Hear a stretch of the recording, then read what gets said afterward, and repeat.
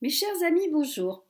Il se raconte que le jour de son anniversaire, les portes du ciel s'ouvrent, ce qui permet d'inonder le monde de toutes ses bénédictions, et ce en abondance. Alors je vous remercie chacune et chacun d'avoir pris soin de m'envoyer vos bénédictions, et je vous les retourne au centuple.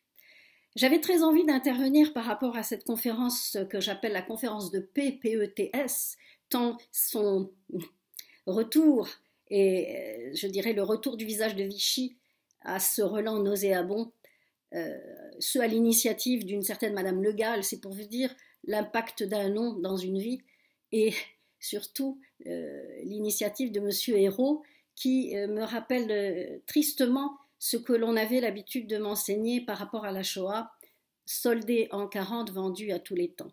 Un peu dans la même perspective que les Juifs ont été envoyés au four crématoire pour simplement s'en emparer de leurs biens, eh bien aujourd'hui, on envisage ces 70 nations réunies s'emparer de ce qui est à nous, ce qui est notre héritage depuis 6000 ans, car nous, Juifs, nous sommes fortement attachés, mariés, je dirais, entre Dieu, notre terre et notre sainte écriture. Alors effectivement, quand ça dérange ce peuple français qui est dans la perspective du tendre l'autre joue, qui n'accepte pas et ne tolère pas que nous soyons la seule démocratie du Moyen-Orient, qui ne tolère pas que nous avons l'armée la plus puissante du monde, qui se défend parce que nous ne sommes pas dans ce tendre l'autre joue, j'avais envie d'intervenir et vous dire, Monsieur Hérault, que vous ne nous effrayez pas, vous ne nous inquiétez pas. 70 nations réunies, c'est écrit dans nos textes, c'est la preuve concrète que quelque chose d'imminent se produit et que le bien va triompher de toute cette ruse, de toute cette rouerie. J'avais envie de vous faire lecture d'un texte de mon amie Rachel Franco, que j'aurais tant souhaité écrire à sa place, mais j'ai combien de respect pour son écriture, et j'avais donc envie de vous le partager pour qu'il soit diffusé, mon pied de nez, à ce monsieur Hérault, ce monsieur qui entend entrer dans l'histoire alors qu'il n'en a jamais ouvert un livre, ni même une page. Monsieur Scooter, je n'ai pas beaucoup de respect pour un président qui dénigre un peuple, qui dénigre ses juifs, au détriment de sa réussite personnelle, de cette hypothèse qu'il pourrait se cacher derrière un hijab pour en être épargné. Mais dites-vous bien que vous faites partie de ces mécréants et que tôt ou tard, ils vous couperont la tête. Alors voici mon texte. Il y a des limites partout où tout, sauf en ce qui concerne le peuple juif et Israël, je ne digère pas, je ne décolère pas, je n'accepte pas ces fonctionnaires de l'inutile par excellence, ces petits juges aux prétentions universelles qui récrivissoirent, effacent la mémoire de mon peuple sur notre terre ancestrale, décident aussi forcément que Jésus n'a jamais été un de chez nous et que seul l'islam, et plus précisément l'islam conquérant, ravageur, dévastateur, a droit de citer sur ma terre. Ces petits fonctionnaires aux prétentions ridicules ont donc décidé quelles seront les frontières de mon pays et ont dessiné à la carte tous les lieux où la présence juive est illégale, interdite, Heil Palestine, aux couleurs vertes du nazisme terroriste. Ils ne comprennent pas, ils ne comprennent rien.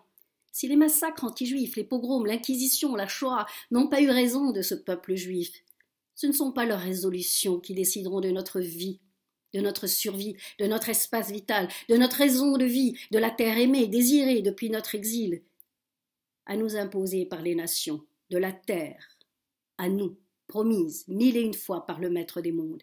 Ils ne peuvent résolument résolutionner une solution finale plus acceptable, masquée sous les mots trompeurs de leur langue perfide.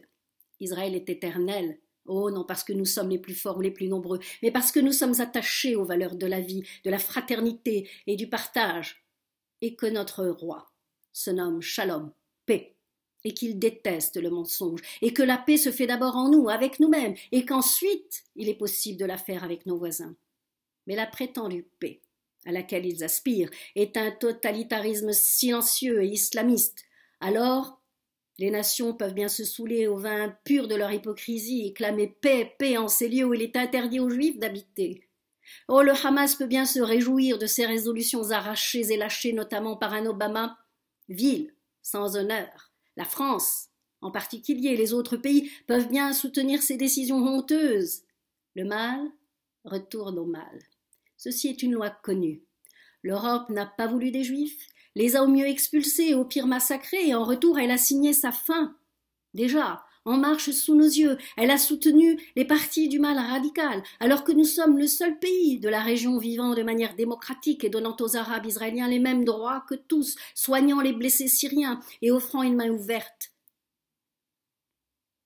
Mais non aveugles, de vrais partenaires, qui pour l'heure n'existent pas, et nous sommes responsables de la manière dont ils élèvent leurs enfants, dans la haine antisémite et la gloire des martyrs, pourvu que le sang juif y coule.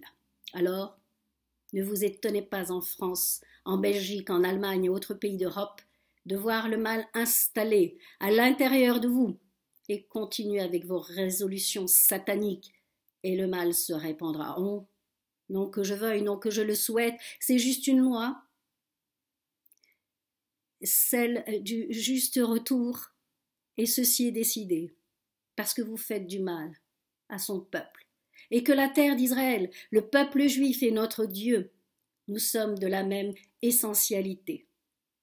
Voilà, ce texte ne mérite aucune correction, pas la moindre virgule, il mérite simplement d'être diffusé. Voici notre réponse à vous, gouvernement français, qui avez subodoré avec insistance que le juif ne pourrait plus manger cachère, que le juif ne pourrait plus se rendre à la synagogue revêtant sa kippa, celle qui le distingue, celle qui lui fait comprendre que le monde est gouverné du ciel, et ce, au présent. Alors, messieurs Fillon, messieurs Valls, qui avaient permis cette réunion immonde qui va coûter très très cher en impôts à tous les Français, je ne vous dis pas merci. Mais quelque part, comme le bien triomphe, je me dis que cet événement a un sens essentiel, celui du juste retour de mes enfants en Israël. C'était Rachel Chawat pour mes bons vœux de cette année. À bientôt, au revoir.